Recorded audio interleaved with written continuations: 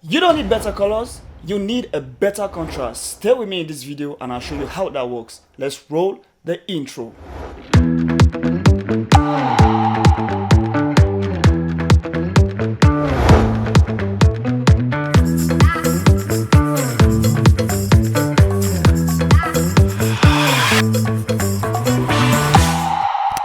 So just like I said, you don't need a good color. What you need is a good contrast. Why do I say so? When your grade is good but the contrast is bad, it is going to affect the image itself because you are not going to have the level of separation that you need to have to bring out that beautiful color. So the problem most times is not the color itself but the contrast, because sometimes you have to get that separation from the midtones to the highlights to the shadow, the foregrounds, the skies and all that. So the contrast itself plays a very big role when it comes to color grading, right? Good. Now you can see this image.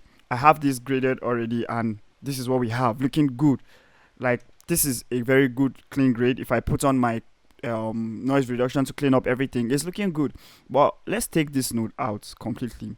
This node is out and let me save this and come back to my parade. Let's say from the beginning I did not get a good contrast for my grade, right? I didn't get a good contrast for my grade. And mind you, there are different ways you can gain contrast. We'll get to that. So let's just say I did not get a good contrast for my grade. Let's say this was what I did and I stopped somewhere around here. I might be thinking, why is this not looking good? Why is this not looking good? I'll say, okay, maybe I should start adding saturation. Maybe I should push my saturation up. It will make my image look good. But you can see what is this saturation is doing to this image. Can you see? So that's why I said the problem is not the color itself. The problem is the contrast. Now, if you are able to get a good contrast from the beginning of your grade, remember, from the beginning of your grade, the beginning is where the most important things are being done.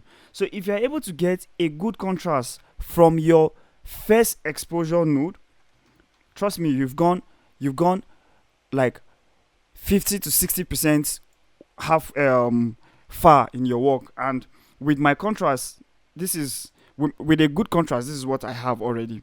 This is what I have already with a good contrast. You can see before, without the contrast, with my contrast, this is what I have already.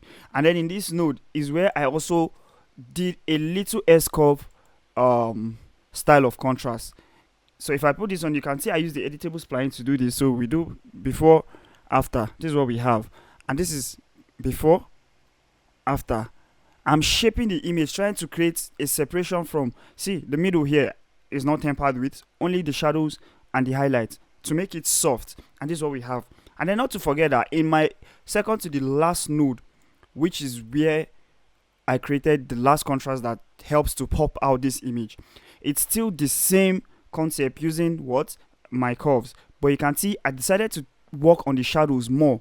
My midtone still sits where it's sitting. My highlight is very okay for me, so I don't feel the need to touch this highlight. So when I put this back on, this is what I have, and you can see how clean this look. Now you see it's popping the colors instead of me adding saturation. This is one of the best ways you can get a clean and a beautiful look. Remember, the color is not the problem. The contrast is the problem. You can also use the contrast node if you're working in, let's say, a DaVinci White Gamut, DaVinci Intermediate.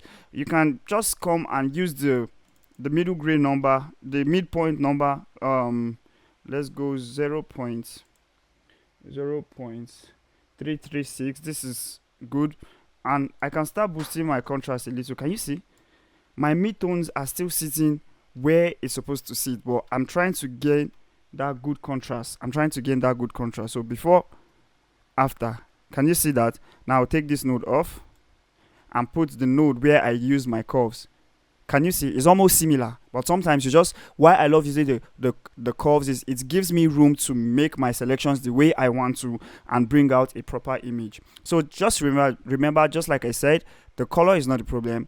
The contrast is actually the problem. And when your contrast is good, believe me, your color grade is going to look beautiful. Just as this, you can see how beautiful this grade is.